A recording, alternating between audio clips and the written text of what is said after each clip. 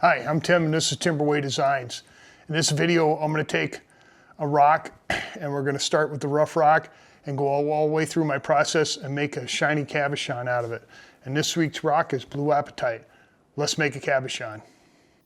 So today we have a piece of Blue Apatite. I'm going to put the name down here. I know I got to be pronouncing it right because there ain't very many letters in it. I bought this online. In the picture it looked awesome. In reality, it's not awesome. All it did was crumble and fall apart and break while I was trying to cut a slab. I had 3 pieces of it ordered from this place, and I'm not even going to mention the name of the place. And it's just, I'm absolutely not happy with it.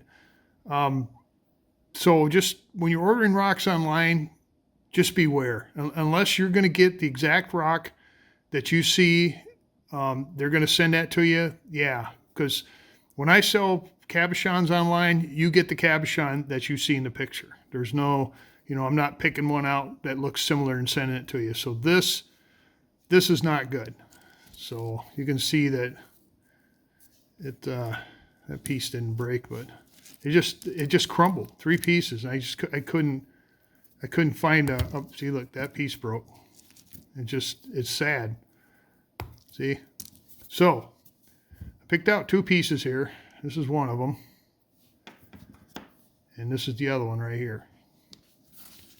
And what I'm going to do is we're going to drop them in a stainless steel bezel just to, well, maybe be safe. I'm not sure. So I'm going to do 2 of them just in case. The first one is going to be a teardrop bezel. Take my ultrafine Sharpie.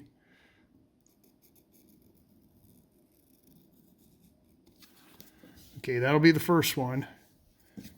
And the second one, I'm going to do a 30 by 20 millimeter. Get it all lined up here.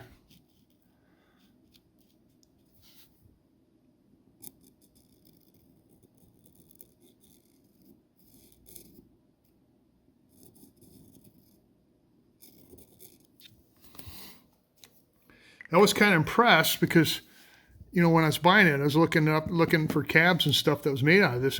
This stuff is really pretty. I mean, I like the color and all, but I do not like this stone. I don't know, if I can make one of these cabs out of here, it'll be a win-win. So let's go downstairs. We'll carefully trim the edges off, not too close, and then we'll probably end up grinding it on the finer wheels so it don't fly apart.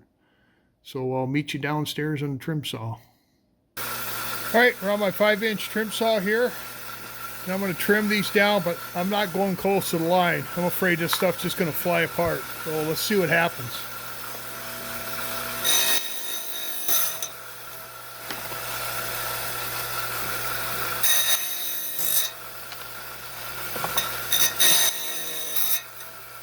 Okay, success on this one. Let's try this one.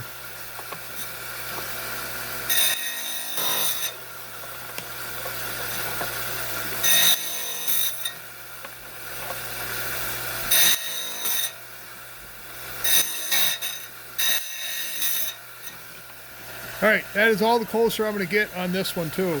So let's move over to the cab machine and see what we can do with these 2 rocks here. All right, we're over here on the Kingsley North Cinch cabber. Got an 80 grit, 220 grit, and a 280 grit. And we are going to do a 30 by 20 by 30 millimeter oval and a 18 by 25 millimeter stainless steel bezel on each one there. Hopefully we'll have some luck. So when you're doing a bezel, this is the step where you grind it to sit in the bezel. And I got a template for that, but you gotta work towards the line because these bezels vary greatly in size. Not a lot, by like 0.5 millimeter or so. And you can run into problems that way. You don't want it's got to sit inside there, so it can't be big, but you don't want it to flop around in there too loose. So I'll work it in there, and then we'll keep fitting it until it fits, and then we'll move on to the cabbing process. So let's get going here.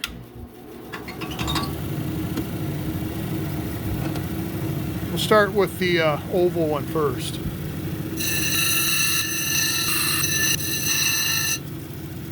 This stuff is super soft, so we're not getting close to the line here. Now I'm going to take this teardrop on 80 grit.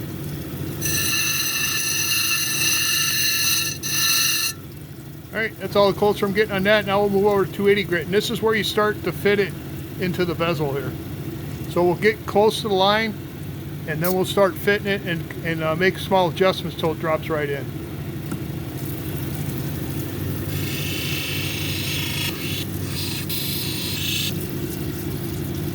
So it's just a matter of grinding a little bit and checking the fit. Grinding a little bit, checking the fit. All right, it's getting close.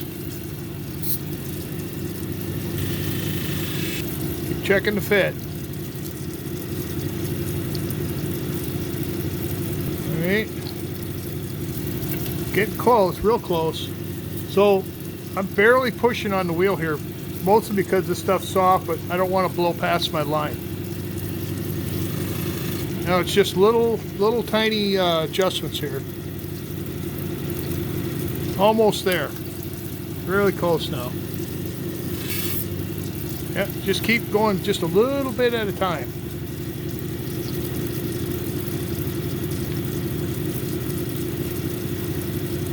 Okay, the back goes in. Got a little bit on the top I got to do. All right, now it's in there, but I'm going to run it. I still got to run it on the 280 grit, and that'll really make it fit good, but don't press too hard on when you're doing the 280 grit. So we're going to move over there.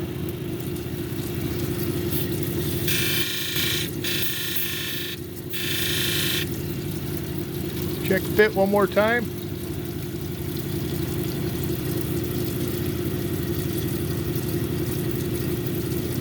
And it's in there. Now we'll put it on the dot pot and then start cabbing it.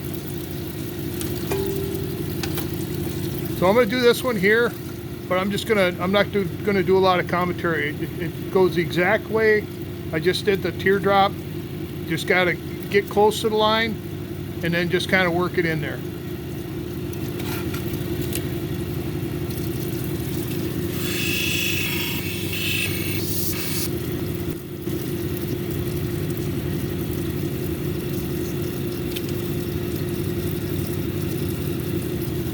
All right, we're gonna move over to the 280 grit and see if I can get it drop in.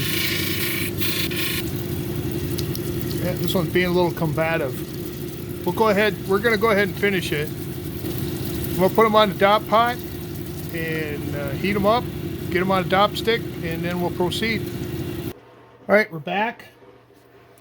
Got them both dopped up here, and we'll start with this one here.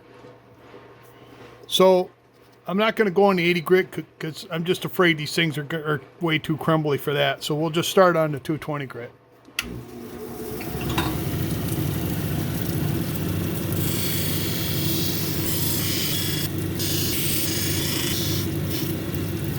So this is the same thing here. What I'm doing is I'm establishing a girdle, which is this flat spot on the bottom right here. And then I cut it at an angle like that. This is about a little over 1/8 inch, 2 millimeter-ish plus. And then now I got this established, I'm gonna go after this angle here and work my way to the center of the stone. So usually I would start on this wheel here, but like I said, this stuff's pretty crispy, so I'm gonna stay safe. It's gonna take a little longer, but it'll be safer.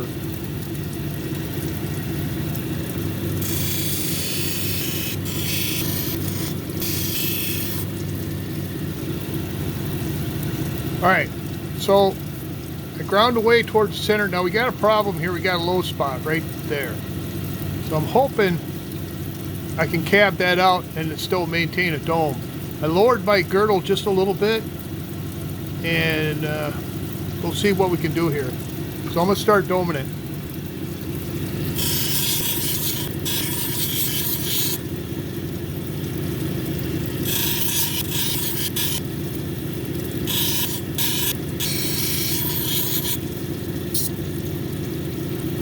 All right, I got the hole out. Got a nice fracture going right here. I think that's good enough. I like the dome on it. So we're going to move on to the 280 grit.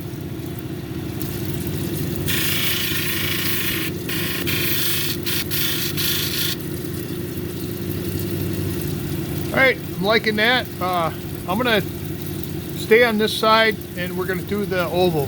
So we'll switch out here.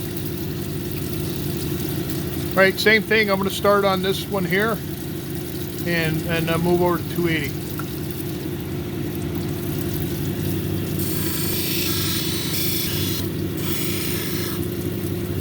Alright, we established a girdle.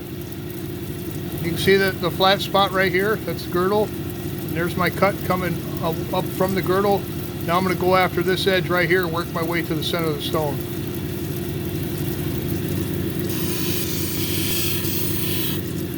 There. Get kind of a start of a dome there. Got to almost to the center. Now we're going to dome it.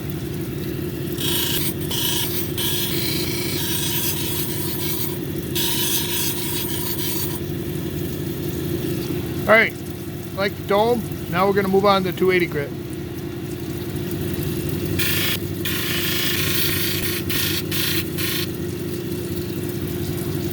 What do we got here? Yeah.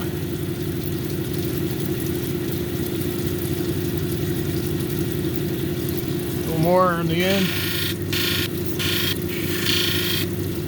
Alright, I think we're close enough. We're going to move over to the polishing side. Now we're on the polishing side. We got a 600, 1200, 3000 and a cerium oxide disc on the end here. So let's start with the teardrop with the big honk and fracture in it.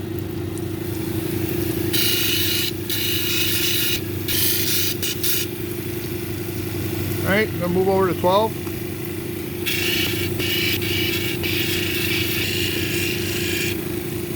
And to the 3000.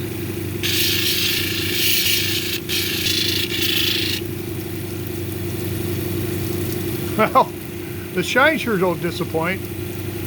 So let's we'll pull this oval in here. We'll do the same thing. Start with the 600.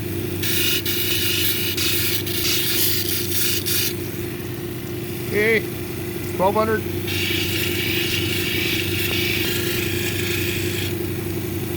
And 3000. See what we got. Yeah, nothing wrong with that. Actually, I think I'm going to skip the cerium oxide. Well, let's run it across here. Let's see what happens. So I'm going to shut you off for a second here. Alright, this is a cerium oxide impregnated sticky pad that goes on a foam pad on the end of my caber here. I like it because it's not messy. You can replace it, you just heat it up with a hairdryer and peel it off and stick another one on. And it does a fairly good job. I got no complaints about this. I'm really kind of liking it. So let's see what we can do here.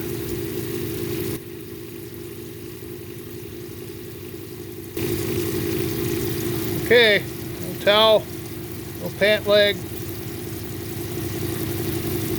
Alright, there's first one. Now we'll do this oval one here.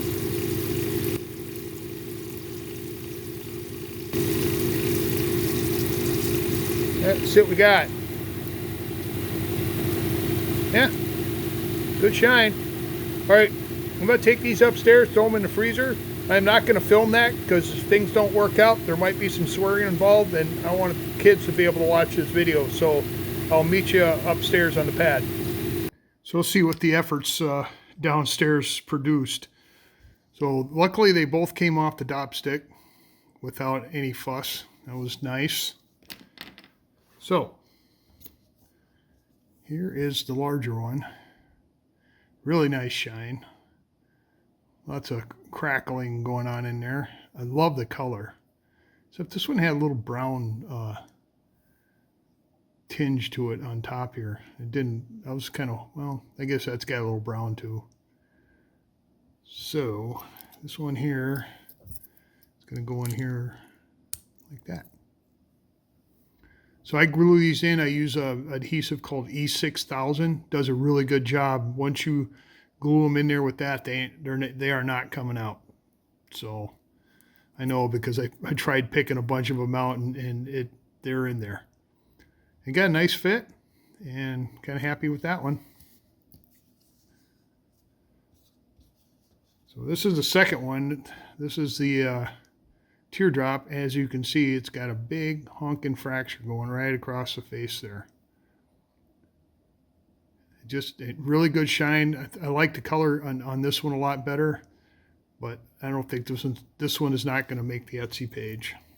So there is the, and it fits so nice into the bezel too.